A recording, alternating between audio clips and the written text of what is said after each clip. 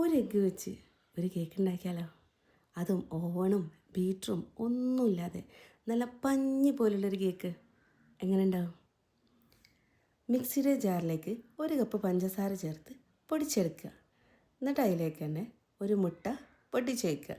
പിന്നെ അര കപ്പ് തണുപ്പില്ലാത്ത പാലും അര കപ്പ് സൺഫ്ലവർ ഓയിലും 1 ടീസ്പൂൺ ബേക്കിംഗ് പൗഡറും അര ടീസ്പൂൺ വിനെഗറും ഒരു പിഞ്ചുപ്പും ഫ്ലേവറിനായിട്ട് ഞാനിവിടെ പൈനാപ്പിൾ എസൻസാണ് ചേർത്ത് അതൊരു അര ടീസ്പൂണും പിന്നെ 2 ഡ്രോപ്പ് യെല്ലോ ഫുഡ് കളർ ചേർത്തിട്ടുണ്ട് കേട്ടോ. അതൊരു നിർബന്ധമല്ല. എന്നിട്ട് ഒരു 30 സെക്കൻഡ് നന്നായിട്ട് അടിച്ചെടുക്കുക. പിന്നെ അതിലേക്ക് തന്നെ ഒരു കപ്പ് മൈദയും ചേർത്ത് വീണ്ടും 30 സെക്കൻഡ് അടിച്ചെടുക്കുക. ഇപ്പം നമ്മുടെ ബാറ്റർ റെഡിയായി. ഇനി ബേക്ക് ചെയ്തെടുക്കുക. ഞാനിവിടെ കേക്ക് ടിന്നിലാണ് കേട്ടോ ബേക്കാക്കുന്നത്. ടിന്നിൽ ഓയിലൊന്ന് ഗ്രീസ് ചെയ്ത് ബട്ടർ പേപ്പറിന് പകരം കുറച്ച് മൈദ തട്ടി കൊടുത്ത് ബാറ്റർ ഒഴിച്ചെടുക്കുക. എന്നിട്ട് ബേക്ക് ചെയ്തെടുക്കുക.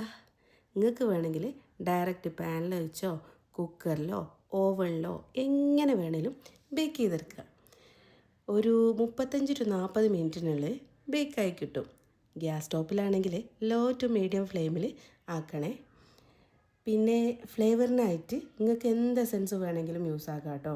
ഇനി എസൻസ് ഇല്ലയെന്നുണ്ടെങ്കിൽ ഏലക്കാപ്പൊടിയും ചേർക്കാം.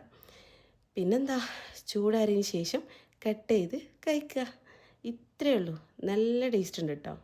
ഒന്ന് ട്രൈ ആക്കി നോക്കി. നിങ്ങൾക്ക് എന്തായാലും ഇഷ്ടമാവും.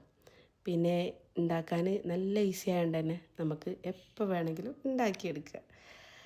പിന്നെന്താ, പിന്നെ കാണാം. അത്രയേ ഉള്ളൂ.